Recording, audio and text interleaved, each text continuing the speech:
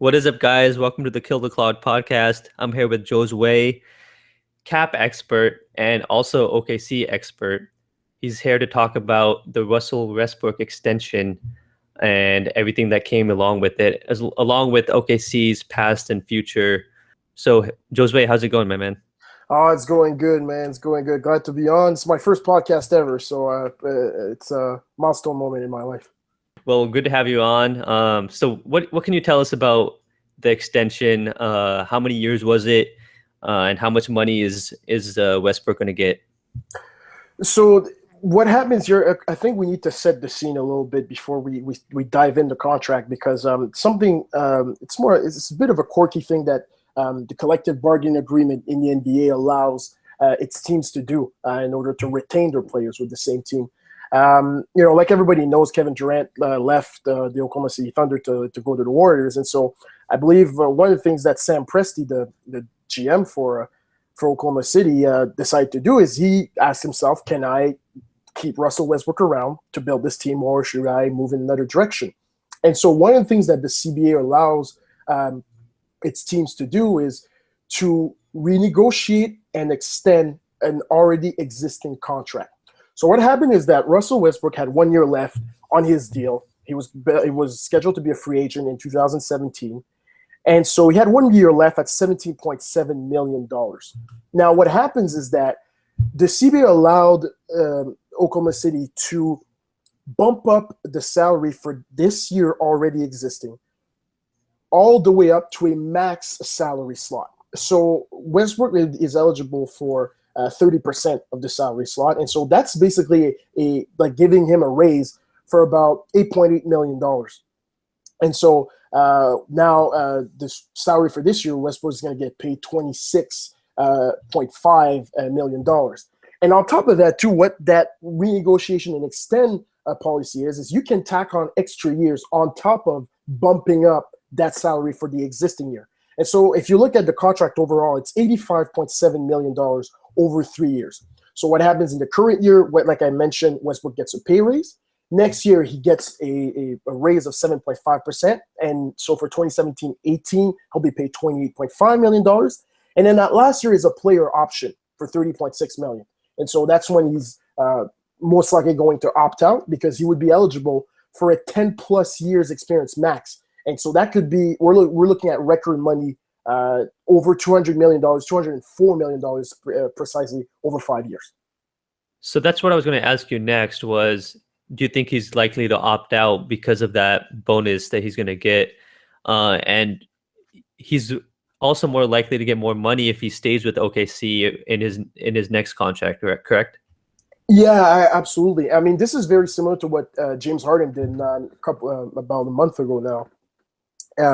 During summer league, in fact, because that 10-year max is really what these guys are a year or 2 years away are really keeping their eye towards.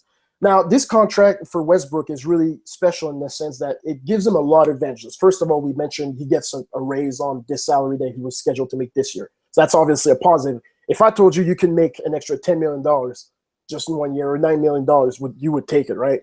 Of course. Yeah, so who says no to that? So that's the first thing.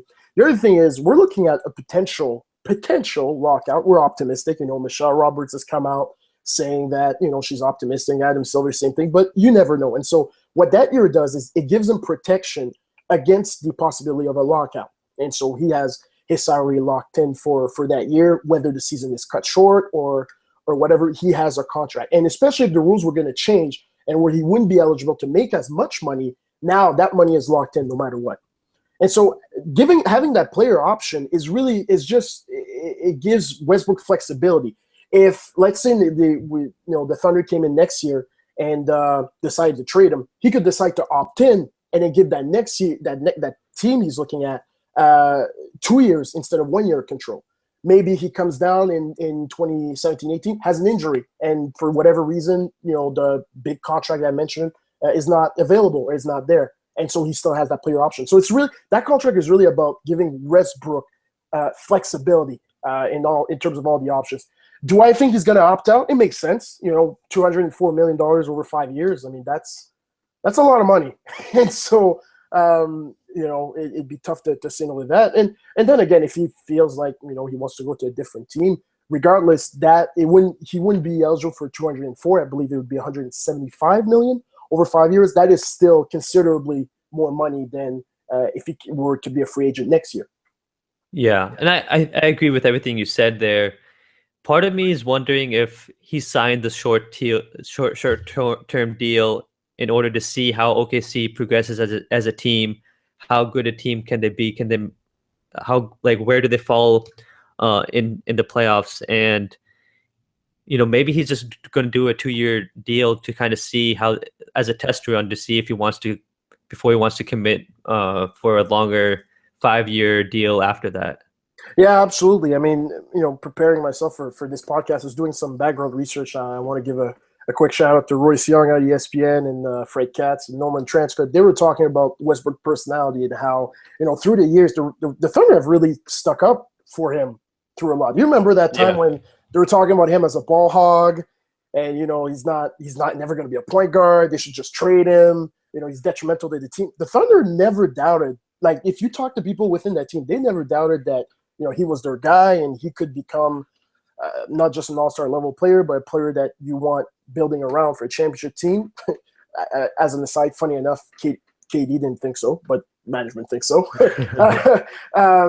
So I think giving this extension for Westbrook is a lot of things. Number one, I think it's kind of rewarding Oklahoma City, the management team, for sticking up with him. And it's a bit of loyalty for this year specifically. Like you said, we're looking at this team here, with guys like Adams, Cantor, Oladipo. So it's quite a young roster still.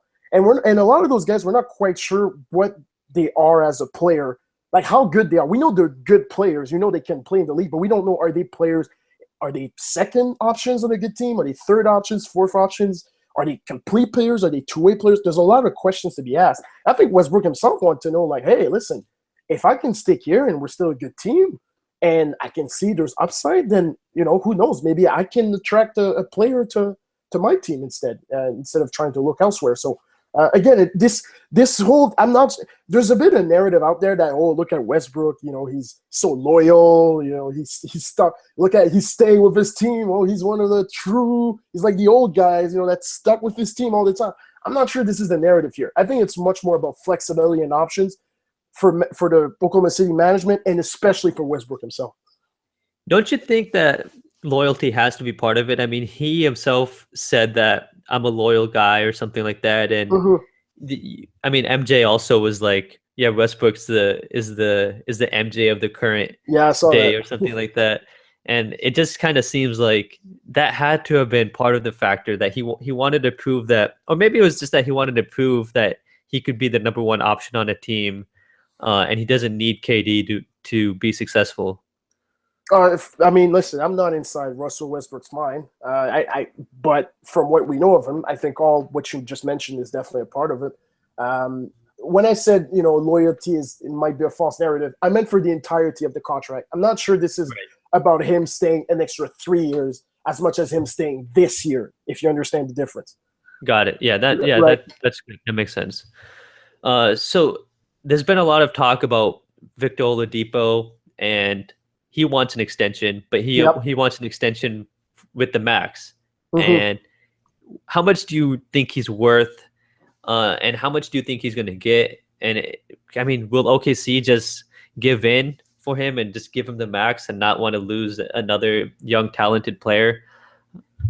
Yeah, that's a great question. Sam Presti has a history of retaining his own players, and when he trades for players, it's for players where he has control over a long time. Like either they're restricted free agents or they're on their at the beginning of their second contract. Oladipo is another example of those. Like when he made the trade with using Serge Ibaka as the main trade chip. Oladipo has 1 year left on his deal. After that, he's eligible for an extension, like you mentioned. So there has been, I have read over the great internet that he is looking for a max. Funny enough, CJ McCollum just signed for a maximum extension, and they're in the same draft class. And I think most people would agree that he's not as good as CJ McCollum. Yeah. Now, if he goes out this year, there's a scenario in my mind where he is a max player, but there are a lot of things have to go right. Like, to me, he would have to score, 18, 19 points a game. He would have to become an all-world defender, and that needs to be in a playoff series. Like, if let's say OKC gets to the playoffs as a, 5 seed, 6 seed, or even a 4 seed, and play Memphis, Portland, something like that, and he locks up, CJ McCollum or Mike Conley or a guy like, it would have to be a defining performance. I think at that point he could, there would be a legitimate argument for himself to look at as an extension and say, hey, I deserve the max. Other than that, I think he gets a lot of money. I'm not sure he's worth the max. So do you think OKC is going to give him an offer or they're not going to extend it before the season? And this is where the intricate part of the CBA comes in, is that basically, because he's eligible for an extension, the way it works is that when you're about to be extended, there's this mechanism called a cap hole that comes into play. And so basically all that is, it's a placeholder for your next salary. So, for example, in the case of Oladipo, we just talked about this is last year before his extension. There's already a placeholding slot of salary within the Thunder's cap sheet for him. And that cap hole would be about, we're looking at $13.1 million. And more than likely, it's going to be way less than what his extension is going to be worth. And so it doesn't make sense for the Thunder to sign him right away, because they could be saving a lot more cap space by waiting until they've signed another free agent from the outside, not just re-signing their old guys, either Oladipo or I'm sure we're going to talk about Adams or Steven Adams or Andre Roberson. By signing a guy from the outside, they would require that cap space. With Oladipo, they don't need to, because they would have his bird rights. And so it wouldn't quite make sense to sign for an extension unless it was less than that cap hold of $13.1 million I just mentioned. And I don't think that's going to happen. I think he's going to get more money than that. Okay, so a couple things there. I'm a little bit curious. The bird rights, they transfer over from the trade, correct? Yes, they do. The bird rights it's a 3-year period that allows a team to re-sign a player going over the cap not using cap space.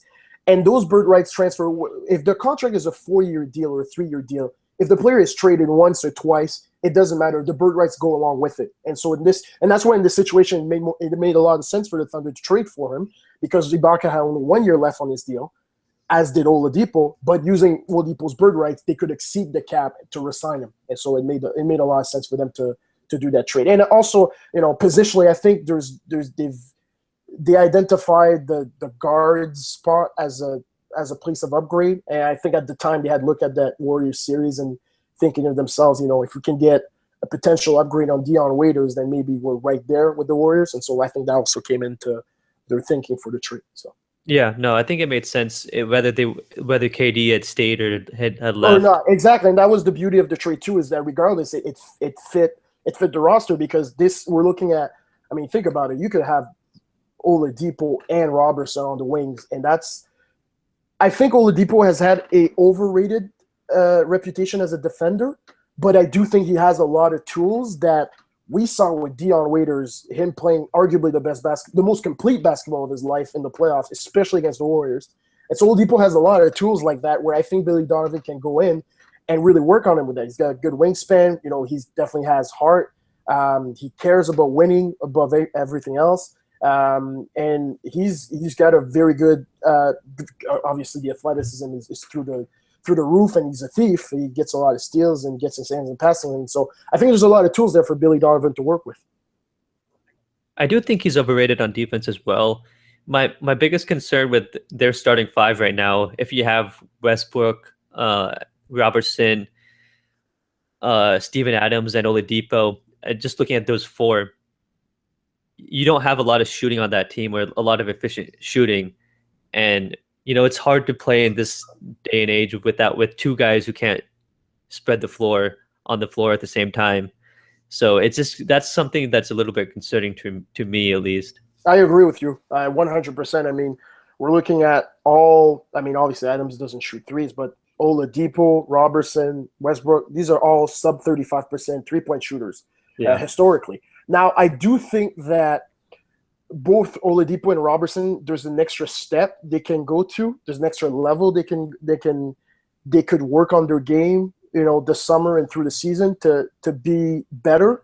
But I'm not sure we're talking 37, 38, 39% better. And so I think regardless of how much improvement they do, it definitely space is going to be a problem. So we talked about the starting lineup. I think that's why I believe Ersan Ilyasova is going to start for them. I was just going to say that. Yeah, I mean, he kind of brings a lot of the things that Ibaka brought in terms of 3-point shooting and spacing and all that, and even from mid range.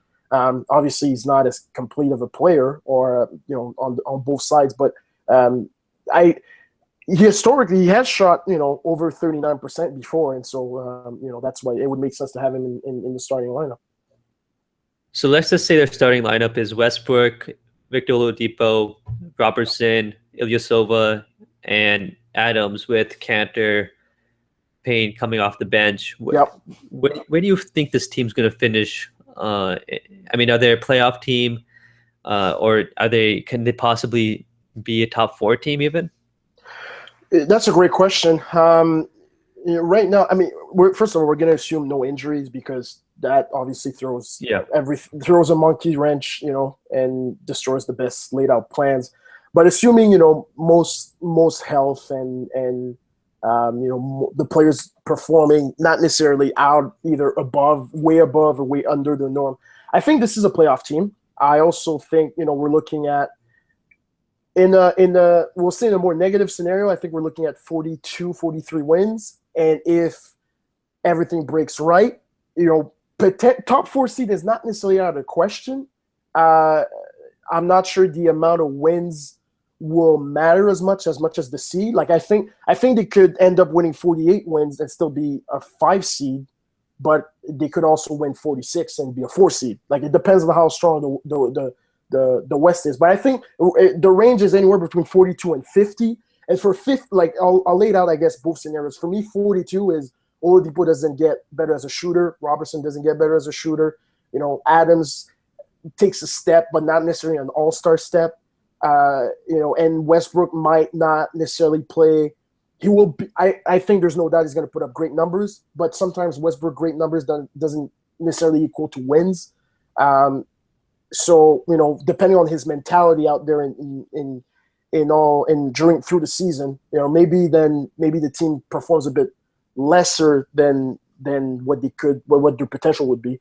For a 50-win scenario, then I think a lot of things have to break right. Like, for example, I think Westbrook has to cut down the threes he takes. I think he has to involve the offense. Definitely has to take a step. I think Billy Donovan's got to come in and install a drive and kick offense, not necessarily a pace and space, because, like we mentioned, the shooting's not going to be there. Mm-hmm. But I think they have so many good athletes. Like even Roberson, we saw in the playoffs, could take the ball and dribble and get to the rim almost at will.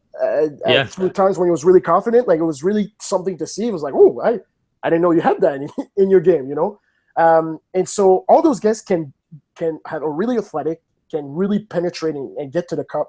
And so if there's a system where constantly it's drive, kick it out, and on the kick out, if you're not open for a 3, drive again, if that offense is there and defensively all those guys are locked in, then I think if Adams got to take a all-star step, like we're looking at, to throw out some numbers like 16, 17 points, 9, 10 rebounds.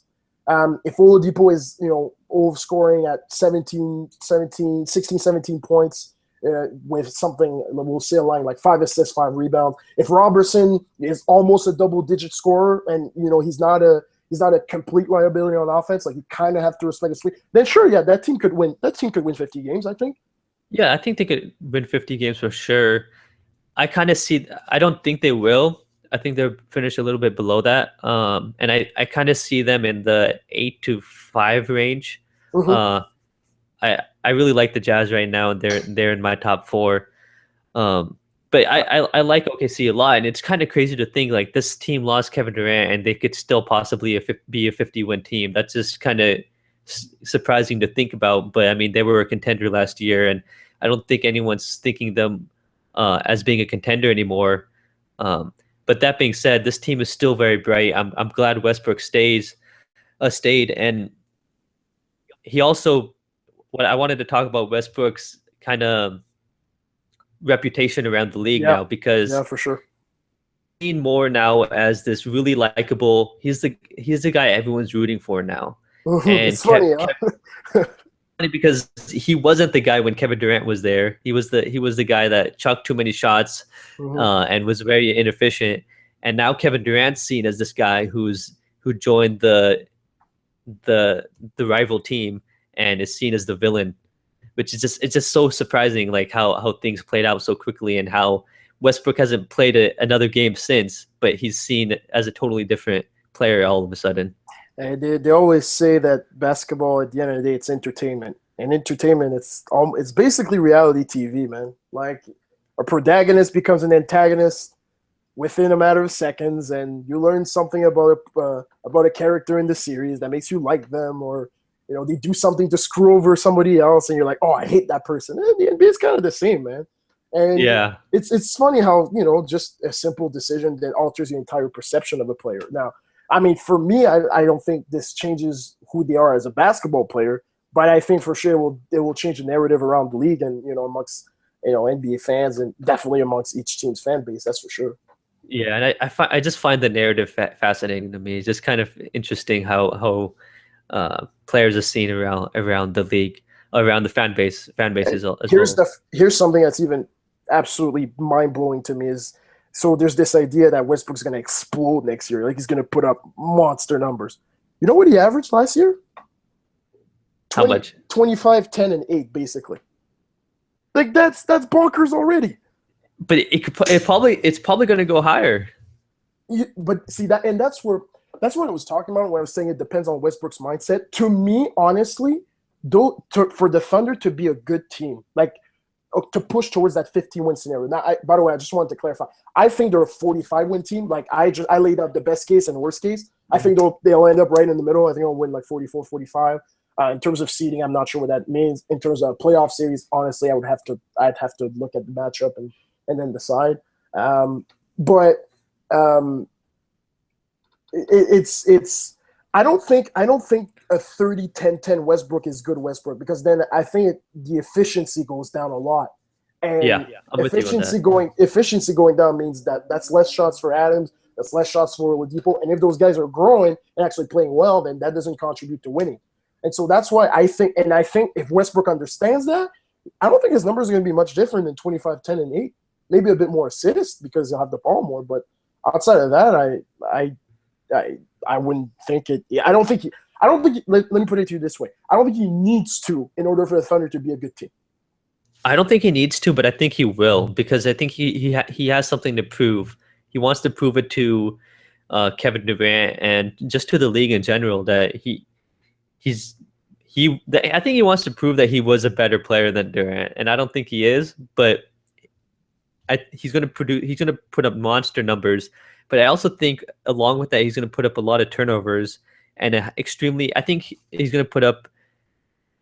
He may have already had the record for the most usage. I could be wrong on that. Yeah, I think so. That 2014-15 season when Durant was injured. Yeah. I was gonna say, can you already think of the first time they played the Warriors and then KD gets switched on to him? Oh my gosh. that is something that I think every basketball fan should be looking forward to and watch, because Westbrook is just going to go at him when that happens. 100%, for sure. Yeah, and this is part of the reason I love sports and basketball in particular, is just the stories around these players, and it's just fascinating, and you can't make this stuff up, I especially hope there's everything. Like, yeah, he gets switched on to him. There's some trash talking. Then Steven Adams picks up a tech. Draymond says something. Steph makes a crazy those games could be just so good and so drama filled. We could come out of these games thinking this is the best thing I've ever seen, just because of the intensity and everything.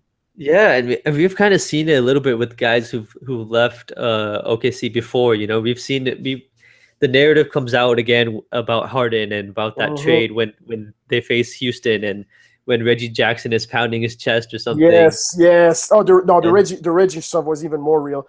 Every time Harden came to OKC, I mean, the vitriol from that crowd is deafening. Yeah. It's pretty crazy, honestly. Yeah, but I love it at the same time. I do And too, for sure, man. That's the thing about basketball that really gets me is it's I mean it's really silly when you think about it that the fact that somebody changes cities all of a sudden you hate them, but at the same time makes it more so much more fun when you watch the game and there's so much intensity because of it. So yeah, and that's what we're going to see with the Warriors this year for sure. I was going to ask you about Steven Adams, a future contract. How much do you think he's going to get in his next contract? Do you see him getting the max? I think so. I think so because there's to me there's a lot upside there. I'll be honest. I started watching. I didn't know him out of the draft. I had no idea. My first clip I watched of him was right after he got drafted because I wanted to see what did Oklahoma City get. But within, I remember maybe I want to say the third or fourth game in his rookie year, he played the Pistons. He had something like 17 points, 10 rebounds, and it was fluid. And I was like, this is his rookie year, and he's raw. Man, this ceiling is high. And we saw it against the Warriors. I mean, this guy's getting switched on to Steph Curry, and he can hang with him, not necessarily lock him up, but he can hold his own. And then when he's inside, he's tough. And the offensive rebound against the Spurs was just instrumental in them winning that series. And so now without Durant there, for sure he's going to get a lot more touches. And I think I'm not sure he has a complete post game, but I think he has a couple moves that he can go to and that he's been working on. And, put all those factors together. Not only are we looking at a max deal, but, we're definitely looking at an uptick in the scoring and the rebounding. And actually something interesting, I want to get your take on this because I disagreed with him, but Westbrook said in his press conference, he thought Steven Adams was already an all-star. So, I mean, if he's saying that because he sees how he's projecting how Adams is going to be this year, I mean, what's that going to look like? Yeah, it's kind of. I don't think he was an all-star, but I think it was the right thing to say from his as a teammate. I do think Adams has all-star potential, and he could make it this year. I think winning is going to be important here because there's not a lot of teams that get two all-stars and there's a 7 or 8 seed, something like that. So definitely winning's got to come along.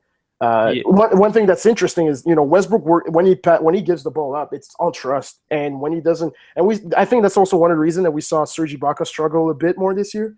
Is that was the relationship between him and Westbrook. I'm not going to say they were enemies, not far from that. They were going far along, but there were times you could see in the game where Westbrook got really frustrated with him, with his inability to catch the ball, and sometimes how he would space out defensively and offensively. I think that relationship with Adams is a bit stronger, and so I wouldn't be surprised if they go to that pick and roll between those two guys, a bunch of times every game. So yeah, same with Cantor too. I think we're going to see Cantor roll to the basket and Westbrook finding him a lot. As for Adams, I do think what you're saying, and he's probably their second best player. If you think about it, for sure, because if he goes down, think about it. If he goes down, that defense is basically shot. yeah, and he's their main rim protector. You talked about the difference he made in that Golden State series, and he honestly did play like an all-star in that series. It's just can he do that for a whole season? And I think he will, but at the same time, it's so hard to just be an all-star. I just think he'll be an all-star level type player. I'm not sure if he'll just make the team. Yeah, I think that's the distinction to make here. I think his level of play will be. I think it will be high now. We're not sure, but from what we've seen in the playoffs and the type of guy he is, and we know he's a hard worker. I would expect him to take another step, but I'm not sure if that'll be good enough to actually make the All-Star team. If that makes any sense. Yeah, that makes sense. So do you think he's going to get the max? I think extension? so. I think so because and not just from the Thunder perspective, but if he gets to market the restricted free agency, and some team feels like they can get him or tries to get him for whatever reason, I think the amount of money that goes out is a max deal. Yeah. Yeah, that makes sense. And so we're looking at 25 million then? Yeah, we're looking at a contract that would start at about 25.5 million. It basically would be a little bit over 100 million over 4 years. And if that offer would have come from the Thunder, it would be basically 125 million dollars. And then Oladipo is also going to get about, you're thinking maybe 20 million. Uh, yeah, 20 million sounds about right. I'm looking like, so for example, when Klay Thompson was eligible for his extension, he signed for about 17 million per at his time. Now, this is obviously under a different cap, but if you use a similar percentage and you factor in that Oladipo's probably not as good of a player as Klay was at that time, you basically come down to about 20 million. So I think that's a for sure fair assumption. I mean, obviously, if he comes out and negotiates and says, it's the max or else, then everything is out the window. Yeah, I agree with you that Adams is going to get more, and I think that's going to be rightfully so. Oladipo's people are asking for a max, and I just don't think OKC is going to give it.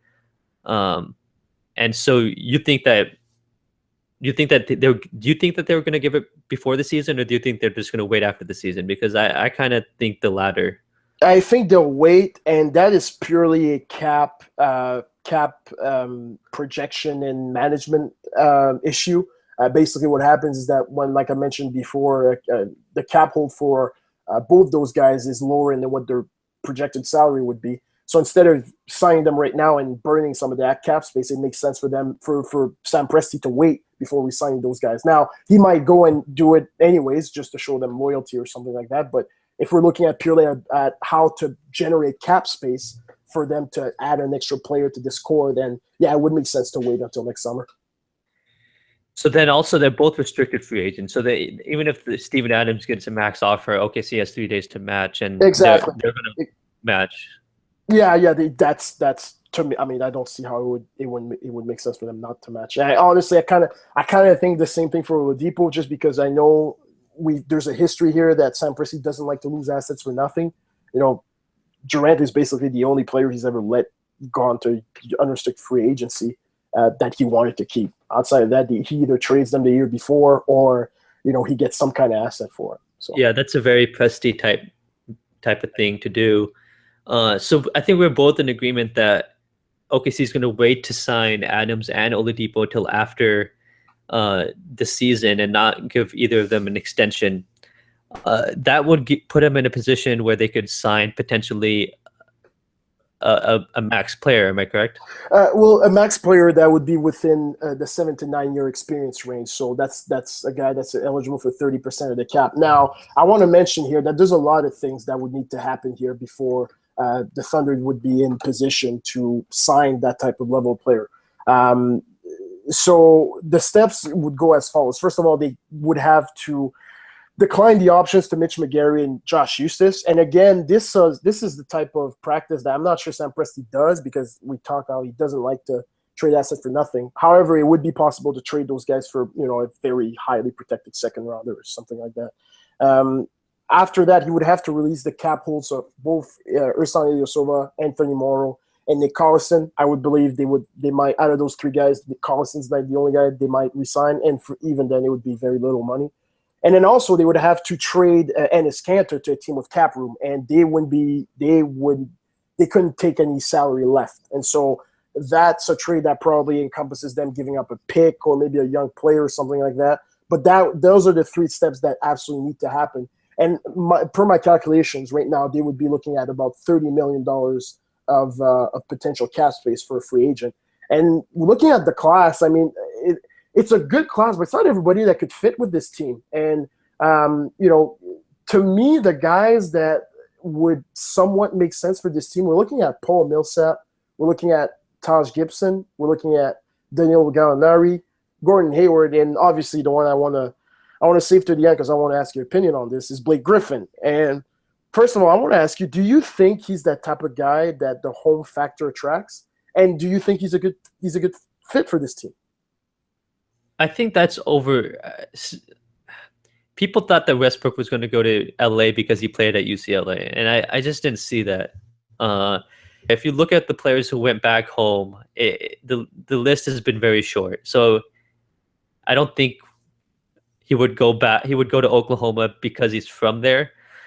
But at the same time, he could go to OKC. I see him more likely to go to OKC because they have a good team. I think that's what's attracting players more these days is, can I play with these guys? Am I going to have fun? And are we going to win? And the answer to that would be, yeah, I'm going to win with Westbrook and Steven Adams and maybe Oladipo, right? Uh, Yeah, yeah, I'm going to win with those guys. So I think it would be a good fit. I just don't know if he would actually leave what he has in LA. But then again, Chris Paul is also going to be a free agent, so we don't know. I mean, that's contingent on a lot of things happening. for sure, for sure. And beyond, we're independent of what the Clippers are doing. That I solely want to look at just the fit, because we just talked about how this team is challenged for shooting. I'm not sure adding Blake Griffin helps that. Yeah, that's a good point. He definitely doesn't have a 3-point range, right? I mean, he'll help space the floor from the mid range, but at the same time, the thing is with the Clippers, they have other good 3-point shooters at 2 with Redick, and at 3 with whichever the guy they find at 3. And obviously CP himself too. Yeah, and CP of course. So they could live with 2 guys, one guy who can't shoot and one guy with the mid range jumper. So I think OKC could make it work, but you can't play Roberson then, and you're gonna have to hope that Oladipo turns into a lot better of a 3-point shooting player. Yeah, but, I think we can answer this question only next year, because we got to look what Oladipo and Roberson look at as shooters. If they're the same players as right now, I'm not sure I'm actually, and this is unpopular and it's not really out there, but I think Millsap makes more sense than Griffin as a player. The 3-point range is not 40%, but it's better than what Griffin would give you, and the versatility is definitely there as well, and on switches and defensively. I'm not sure what Millsap's personality is. I don't know if he would have any interest in playing with Westbrook and all those guys, but I think as a fit, he might be a bit better than what Blake brings. I actually think that Millsap's a better defender. I think so too. Actually, I would agree with that. I agree with that. Yeah, and you're right. He can spread the floor more than Blake. I kind of do think it's a better fit, but I think Blake is just more talented. He's a better passer and facilitator, and I think they would also rather have Blake. But I mean, there's been a lot of concerns about Blake's injuries, and if a lot of teams are kind of, the rumor is that he might not be the same player. Who knows if that's true or not? Yeah, we'll have to see this year. And again, beyond that, like, the Clippers have more tools to retain him. They can give him more money. They can give him LA. If from the vibe he gives me, from we've seen in history, I don't expect him to leave, regardless whatever CP3 does. I honestly don't expect him to leave. But we were solely looking at does Oklahoma City make sense for him? Yeah, I think it makes sense. I actually would say that if CP3 leaves, that he would look at Oklahoma a lot harder. I mean, he'll look at his options for sure. And, the league changes really quickly. Like a year ago, everybody's thinking that, Thunder are going to be together again and run this back, and, they'll challenge the Warriors again. And here we go. And we'll see everybody in 2017. Like, I remember even, Adrian Wojnarowski bringing out reports that some teams were hoping to get in the room to sell him on their team next year, not this free agency period. So things change really quickly, and who knows what the year brings and stuff. But at this point, my personal opinion, at this point, I don't expect him to leave. I always think it's the safer bet to predict the player staying.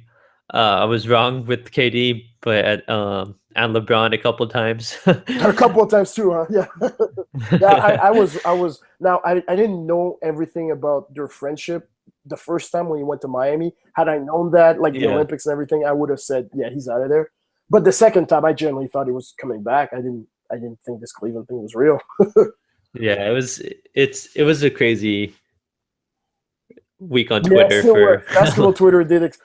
By the way, as an aside, man, basketball Twitter is awesome. I just need to say that. Yeah, it is. It could be brutal at times with all those crying MJ faces. Oh man! But it's a lot of fun when you follow the right guys. For sure. So yeah, I think we went into depth about OKC and the potential they have to sign next year. were there any guys, potential trade candidates, or guys if they missed on if OKC misses on signing anyone next year, who can they target the following year? So we'd be. Well, you talking about 2018, like 2018 free agency? Yes. Well, okay. So that's where this is where it gets interesting. I need to admit I'm a conspiracist at heart, so I love to unveil conspiracy theories when nobody thinks about them. And so we talked about how Millsap and guys like Millsap and Griffin are free agents this year. Now, if we look 2 years from now, we're looking at guys like Paul George, DeMarcus Cousins, LaMarcus Aldridge, Derek Favors that would be eligible for free agency. And specifically, Aldridge would be a UFA, and Tony Parker wouldn't be on the books for the Spurs anymore. Now, I think at that time he'll still want to play, and I think the Spurs will still want to keep him. But I think he'll be at a lower cap hold. So if the Spurs at that time feel like, okay, you know what, let's keep Aldridge, run this back, and we're looking for a guard, the Spurs would make sense for him. And for him, I mean, for Westbrook. So you think Westbrook could possibly go to the Spurs? I think it's an option that exists within a realm of possibilities. I think so too. I just find it. I would watch so many Spurs games just to see his relationship with Pop, because I think that would be such a interesting coach-player relationship where I don't really know if Westbrook ever listens to any of his coaches that much, but he also never had a coach like with Popovich's caliber, and I just wonder if they could coexist together. I think it would be really interesting, and it would finally give a team to contend with the Warriors, which I don't think there is right now. I agree with you there. I also think that Popovich-Westbrook relationship would be how can I say it, explosive, to say the least. But then again, I mean, we don't really know what Westbrook thinks. Like, we like to think, looking at his style on the court and how he seems to interact with his coaches. I actually think that Brooks definitely had his respect. I think he gave him a lot of leeway. I think Donovan was quite similar in that sense, but I think, Westbrook did make some changes this year and how he directed the offense, and it's kind of in his mindset, especially at the beginning of quarters. If you paid attention, like, he would look to get guys involved a lot more. But at the same time, this opinion, I'm just saying this solely based on cap numbers, like just teams that would have the cap space and the player fit to have him. Or, for example, here's another one for you. So Paul George and DeMarcus Cousins, like, if those guys want to team up together, I know there's a team in LA that's desperate for stars, and I know Paul George from the LA area, and I know DeMarcus is probably going to be tired of just pure dysfunction. Actually, now you think about it, I'm not sure he'd quit one dysfunction for another dysfunction. But the Lakers are making steps, and if those three guys get together and says, you know what, hey, let's do our own big three, hey, it could happen. Yeah, I mean, with KD leaving, you can't rule out anything. I do think Cousins will leave, but I just don't know to which team. I know he doesn't like the Lakers, and I know he doesn't like Steven Adams. So I don't know if he would ever come to OKC. I don't think he's coming to OKC. Nope. And first of all, both those guys together don't make sense. And I don't think the Thunder would trade Steven Adams for DeMarcus Cousins just based on the culture, the type of culture they try to do and how Presti operates and all that.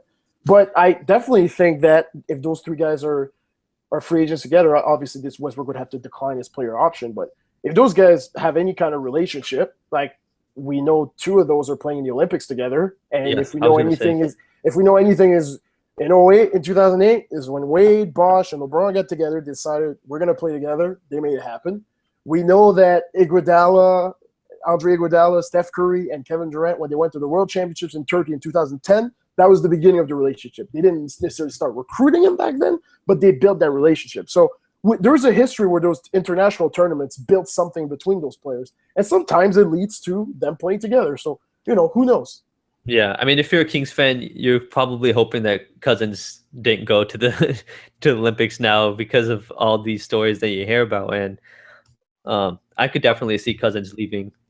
I think, again, I just said things change quickly. Who knows? Within a year from now, maybe who knows, the Kings bring actual, sorry to say it, but just better management all around that just has a logical end to things, and just, oh man, makes me so sad for him. And we talked about the impact of international tournaments. Like, maybe he either gets traded, or maybe he leaves, or maybe he gets traded and then signs an extension. So a lot of things can change within a year. But just looking at free agency, how it's lined up right now, those three guys would be free agents within the same year.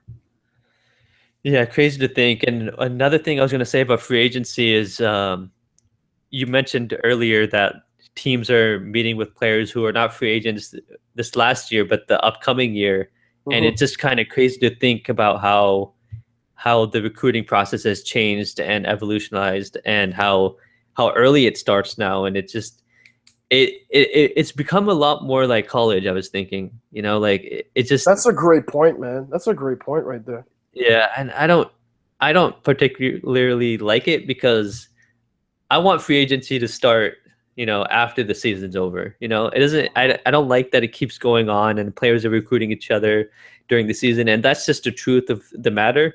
But let's battle during the season, and we could talk business after. It's funny how I mean, full disclosure, we met at Las Vegas Summer League at the Pro Scout Group conference. Shout out to the main guy, Mr. Pete Philo. So, one of the things that, and you'll agree with me this, we talked about the entire conference and throughout the entire week at Summer League, is the importance of relationships and the importance of knowing people and people knowing you. And you know what? It's not just for people that work in basketball, it's for players themselves. And as much as we would like to think that, at 12:01, July 1st, teams start to talk, that's not how it works. Because this is not a business where it's just about the dollars. It's all about relationships. And to build those relationships, it's got to go throughout the season. Yeah, I completely agree. And that's just how it is. And that's probably how it's going to be. People don't really care about the tampering and all that. And this is how you get deals done. KD wouldn't have gone to Golden State if he wasn't being recruited during the season and having those relationships that you talked about before. So it's part of the game now, but that's just how it is. Was there anything else you wanted to talk about before we ended about OKC or about anything else in basketball? Interesting question for you. Like, so we both see them as a playoff team. Is there a matchup out there that you would like them to see? I mean, obviously outside of the Warriors, but what's a matchup that would intrigue you for them in the playoffs? Let's say, we'll assume that the team stays as constructed and other rosters mostly don't change. I mean, obviously trades happen during a season, but right now, like, is there a team that you'd like to see them face? Like, and I'm not talking for them to win or to lose. I'm just saying in terms of good basketball. In terms of good basketball or a good series, for me, a good series is any series that's extended and has a lot of close games.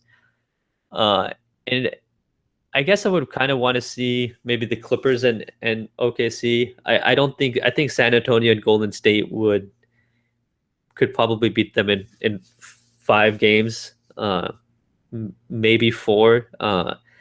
But the Clippers, Portland, Jazz, those 3 teams I think are better than them. But I think OKC could really challenge them, and it wouldn't shock me if they did upset one of those teams. Those are very good choices. The other one I want to bring up is Memphis, and there's a history there.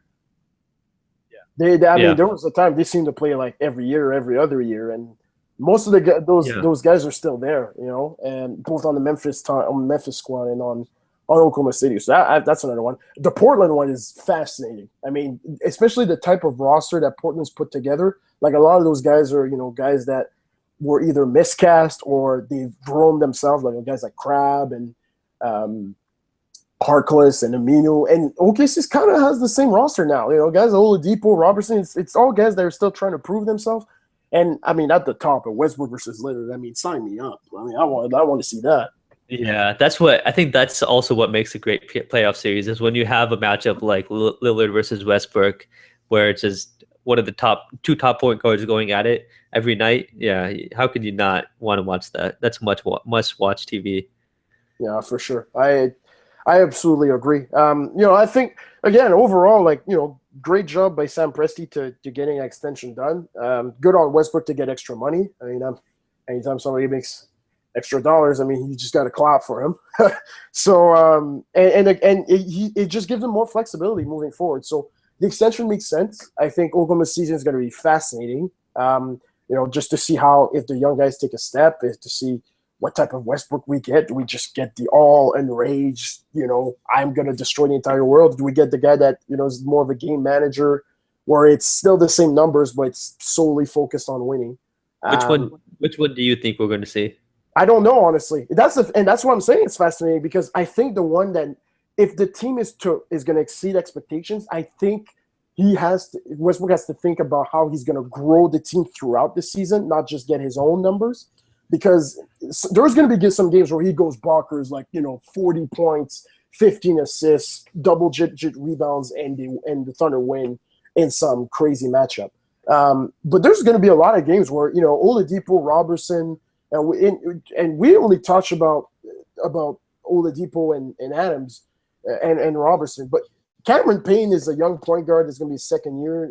I think there's some upside there. I think he can take a step with some minutes. If we're looking at a guy like Alex Abrinas that we didn't really talk about, but that's a guy they brought over from Spain, who's going to be interesting to watch as well. He brings some shooting, also he has the ability to run to get his shots off running off screen, something that Oklahoma City hasn't quite had outside of Durant in the past.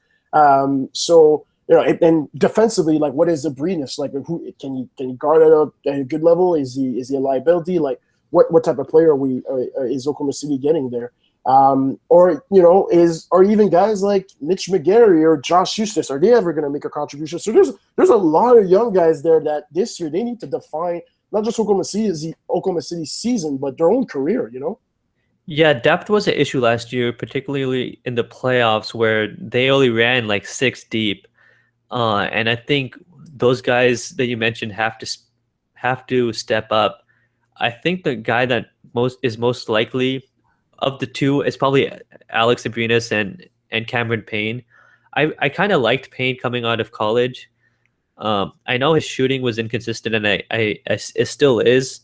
But at times I felt it was efficient for Westbrook to play off the ball, and I would like to see him not have to burden all the pressure of being the only facilitator. So if Payne could facilitate a little bit for them, that would be really helpful, and he could also take a good step in his career. So I'm curious on Cameron Payne. I think he has the potential to really play some heavy minutes for them. I agree with you there. And also another guy we didn't talk about is Domantas Sabonis. Their first round pick they got in Serge Ibaka trade, 11th overall. It's funny. I've been watching some Lithuania tape from their qualifying games, and the high-low game he's had with Jonas Valanciunas has been interesting. And I'm looking at this thinking, in Oklahoma City's offense, him and Adams could work some high-low stuff, and it'll be interesting to see. Like, there's been talk about how he's working on his shooting to extend it to the 3-point line. I'm not sure if that will happen this season, but moving forward, is that something he's going to emphasize? So. That's another young guy that it'll be interesting to see. Is Billy Donovan going to trust, and is he going to be able to generate some minutes for himself? And you talk about Payne. I mean, for sure, he definitely has to take a step for that team to be a playoff team. Like, he's got to come in, play 15, 20 minutes, be a solid ball handler. Because that was the thing you talked about. They only ran 6 guys. One of the reasons is Payne couldn't run the second unit, and so that's what the whole thing about staggering. At the time, Durant and Westbrook was about, because whenever both those guys be out, the offense just got destroyed. And so it's absolutely crucial for Cameron Payne to take a step this year. I definitely agree with you there. Yeah, one thing more about Sabonis. I like Sabonis a lot. Like, I think he's. Oh, you did? Yeah, he was the best post player coming out of the draft, in my opinion. He has more moves than Jakob Poeltl, and he also has a better mid-range shot. He only shot, I think, like 2 or 3 threes in college, like total or something, or it was a low number. It was a low number, and it mostly I remember it only mostly happened during March Madness, and so like there's a couple of games where he made 1 or 2, but it was very small sample size. So I'm not sure if that's representative at all, for sure. Yeah, and that's the college three, right? Like now he has to Exactly, move out to the exactly. NBA three.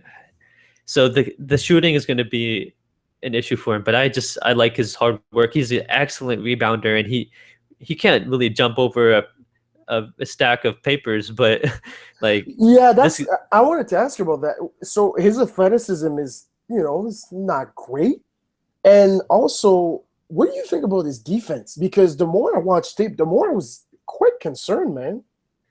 So I'm worried about his pick and roll defense, and I think teams will try to exploit that. They'll attack him in the pick and roll. Like he's gonna have trouble guarding. He can't guard Steph like Ibaka and Adams Uh-huh. did. His post defense, I'm not as worried about. Okay. He's not going to be a shot blocker. He's not going to be a rim protector.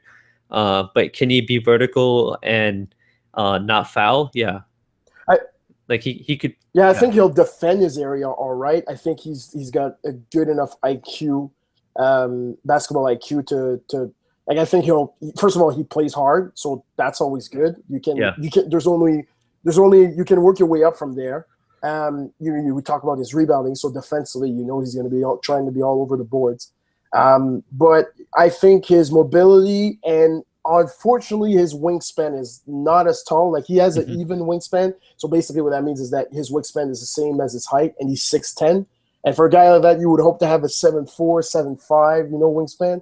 So unfortunately, that's gonna hold him back, I think, his entire career, unfortunately. yeah. It's going to prohibit him from playing the five at times because he's not going to be that rim protector that you wish he Exactly. could be. Exactly. Yeah. And that's the difference between, like, example, him and Draymond. Like, Draymond is shorter than him, but his arms are just hmm crazy, as his lower body strength, and that's what allows him to play center. But unfortunately, Sabonis doesn't quite have those tools. Yeah, I still love his game, and if we were playing the '90s, I think this he would have gone even higher. But this is the day and age of pace and space, and if and also rim protection. So if you can't do some of those things, you're going to be limited. Speaking of the '90s, forget the style of play. Do you think he shoots like Tony Kukoc a little bit? Shoots, you Like, who know, makes? Because that was one guy I watched him shoot like from three a couple of times. I was like, man, that's a little of Tony's form right there. yeah, he doesn't jump much on a shot. Tony just had I think a smoother form. Sabonis kind of, I don't There's a know hitch. the Oh best. yeah, oh, you noticed that too. Right? There's a little bit of a hitch, huh?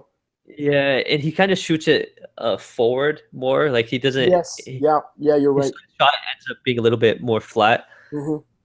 So that's the reason why he. I think that's a lot of the reason why he can't shoot from distance, and he doesn't use a lot of his lower body.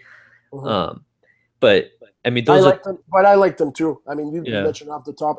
I was working on some mock drafts with my friend. Shout out to Conrad Chow. So we were talking about this. I thought after Bender and Murray and Hill, like right to the Nuggets point, I thought he was right there for number 7, number 8 overall. I had him that high. Yeah, no, I actually thought I didn't think the Kings were going to go with him at 8. But I thought he could have gone there for sure. And I was kind of surprised when Toronto went with Jakob Poeltl instead because they already have Valanciunas, and so I thought Sabonis would have been a better fit instead of Jakob.